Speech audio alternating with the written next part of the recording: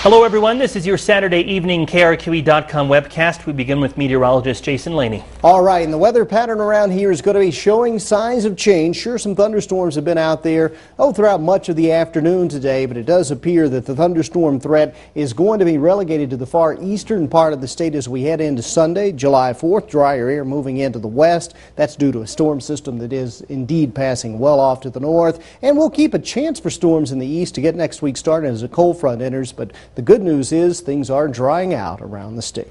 All right, thank you, Jason. Hundreds of people fighting and gunshots. Witnesses say at one point the wild night in Mountainair had as many as 50 people fighting in the street. The Mountainair police chief says there was a party going on at the Dr. Robert Saul Recreation Center. About 300 people were on hand when the fight broke out, coincidentally right next to the police station. A 40-year-old man was shot, then transported by ambulance out of town to a safe spot where a helicopter could pick up the victim and take him to UNM Hospital. The chief says he needed help from the Torrance County Sheriff's Department to break up the numerous fights that were going on outside. A few people who attended the dance last night said the fight began between two groups who had been feuding for about a month, but they are not from Mountainair. State police say there was a suspect in the shooting, but he has not been charged yet. Flames sparked up again inside a downtown warehouse early this morning, calling for more fire crews to race to the intersection of Broadway and Mountain, where the fire first broke out more than a week ago. For 10 days, Albuquerque firefighters have been babysitting the warehouse day and night just in case the fire flared up again.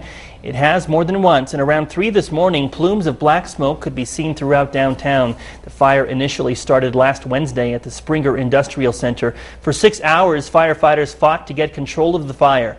Firefighters have not been able to get inside the storage facility yet because they say it's just not safe. So instead, crews have been fighting the flames from the outside, unable to get full control of the hot spots inside. Some residents say smoke was getting sucked into their air conditioners and into their homes, leaving behind a horrible smell this morning. Others worried about their asthma conditions. They wonder why it's taking crews so long to put the fire out completely. We now know the names of the two women killed in a crash with a semi-truck yesterday on Interstate 40. 59-year-old Helen Franklin and 49-year-old Sherry Dumas were killed when they smashed into a semi-truck parked on the freeway because of an earlier accident yesterday afternoon. Franklin and Dumas are both from California, along with a third woman also riding in the victim's SUV, 48-year-old Gloria Ledesma. She is recovering from the crash at UNM Hospital. The SUV was headed east on I-40 near Laguna. State police say the driver was going 75 miles an hour when it hit the back of the semi-truck. Driver inattention is suspected. Alcohol was not a factor. Stay with KRQE for more news and weather updates. I'm Tim Maestas. Thanks for logging on.